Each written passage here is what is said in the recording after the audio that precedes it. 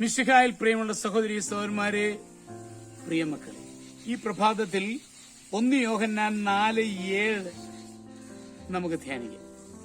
First letter of saint John chapter 4:7. നമ്മളിങ്ങനെയാണ് കാണുക: പ്രിയപ്പെട്ടവരെ, നമുക്ക് പരസ്പരം സ്നേഹിക്കാം. എന്തെന്നാൽ സ്നേഹം ദൈവത്തിൽ നിന്നുള്ളതാണ്. സ്നേഹിക്കുന്ന ഏവനും ദൈവത്തിൽ നിന്ന് ജനിച്ചവനാണ്. അവൻ ദൈവത്തെ അറിയുകയും ചെയ്യുന്നു. ശാസ്ത്രജ്ഞനായ യുവാവ് ഗ്രാമത്തിൽ താമസം തുടങ്ങി. അയാളുടെ അയൽവക്കത്തുള്ളവർ അന്യോന്യം കലഹിച്ചും ശത്രുതയിലുമായിരുന്നു കഴിഞ്ഞിരുന്നത്.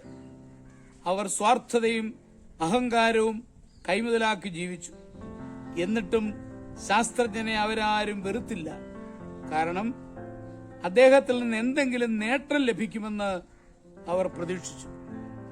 ഒരിക്കൽ ശാസ്ത്രജ്ഞൻ ഗ്രാമത്തിലുള്ളവരെ എല്ലാം തന്റെ വീട്ടിലേക്ക് വിളിച്ചു. സമയത്ത് തന്നെ എല്ലാവരും വീട്ടിലെത്തിച്ചേർന്നു. അദ്ദേഹം പരസ്പര സ്നേഹത്തിന്റെ അനിവാര്യതയെക്കുറിച്ചാണ് പറഞ്ഞത്. തുടർന്ന് 4 വലിയ ഗ്ലാസുകൾ എടുത്ത് അതിൽ ജലമൊഴിച്ചു. ആദ്യത്തെ ഗ്ലാസ്സിലേക്ക് ഇരുമ്പ് മനുഷ്യന്റെ ചെറിയ പ്രതിമയെടുത്ത് ഇറക്കി. അല്പം ജലനിരപ്പ് ഉയർന്നു എന്നല്ലാതെ മറ്റൊന്നും സംഭവിച്ചില്ല.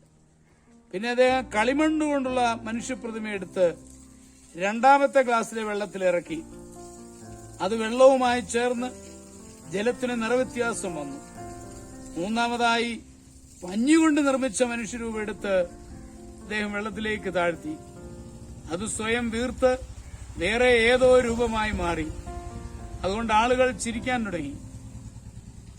കൽക്കണ്ടത്തിൽ തീർത്ത ഒരു മനുഷ്യരൂപം അവസാനത്തെ ഗ്ലാസ്സിലിറക്കി. അത് കുറേ സമയം കൊണ്ട് അലിഞ്ഞ് ഇല്ലാതായി.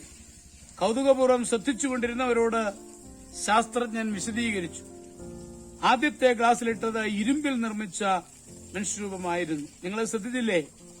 അത് വെള്ളത്തിൽ അലിയില്ലെന്ന് നമുക്കറിയാം. ഇതുവഴി ആർക്കും വേണ്ടാത്തവർ നമുക്ക് ചുറ്റും ധാരാളമുണ്ട്. മറ്റുള്ളവരേതൊന്നും ഇവർക്ക് വേണ്ട. ആർക്കും ഒന്നും കൊടുക്കുകയില്ല. സമൂഹജീവിയായ മനുഷ്യൻ ഇങ്ങനെ സ്വാർത്ഥനായാണോ ജീവിക്കേണ്ടത്? ജനങ്ങളൊന്നും മിണ്ടിയില്ല. അവർ അയാളെ തന്നെ നോക്കി നിലകൊണ്ടു. രണ്ടാമതായി നാം കളിമണ്ണിൽ തീർത്ത മനുഷ്യനെ കണ്ടു. അതാകട്ടെ ശുദ്ധജലത്തെ മലിനമാക്കി. ഇതുപോലെ ചിലരുണ്ട്. അവർ സ്വയം നശിക്കുന്നതോടൊപ്പം അനേകരെ തിന്മയിലേക്ക് വലിച്ചിഴയ്ക്കുന്നു. അങ്ങനെ സമൂഹം മുഴുവൻ നാശത്തിന്റെ പാതയിലെത്തുന്നു. പിന്നീട് നാം പഞ്ഞി മനുഷ്യനെയാണ് കണ്ടത്. വെള്ളം കുടിച്ചു വീർത്തിയ പഞ്ഞി മനുഷ്യൻ അന്യരെ ചൂഷണം ചെയ്ത് സ്വയം ചീർക്കുന്നവരുടെ പ്രതീകമാണ്. അവർ അന്യരെ നശിപ്പിച്ച് സ്വയം നന്നാകാൻ നോക്കുന്നു. സ്വാർത്ഥതയാണ് ഇതിന്റെയും പിന്നിൽ. നമുക്കിതിന്റെ ആവശ്യമുണ്ടോ? ഒടുവിൽ നാം കണ്ടത് കൽക്കണ്ടത്തിൽ തീർത്ത മനുഷ്യനെയാണ്. സ്വയം അലിഞ്ഞില്ലാതായി ജലത്തിനു മുഴുവൻ അത് മാധുര്യം പകരുന്നു. ഇതുപോലെ മറ്റുള്ളവർക്ക് വേണ്ടിയാണ് നാം ജീവിക്കേണ്ടത്.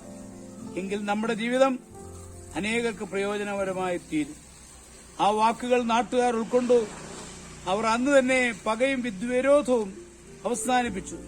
സ്നേഹത്തോടെ ഇടപെടാൻ തുടങ്ങി. നമ്മുടെ കർത്താവിശ്വമിശിഹായുടെ കൃപയും പിതാവായ ദൈവത്തിന്റെ സ്നേഹവും പരിശുദ്ധാത്മാവിന്റെ സഹവാസവും പരിശുദ്ധ അമ്മയുടെ മധ്യസ്ഥതയും നിങ്ങളെല്ലാവരോടും കൂടി ധാരാളമായിട്ടുണ്ടായിരിക്കും. എപ്പോഴും എപ്പോഴും എന്നേക്കും. ആമേൻ.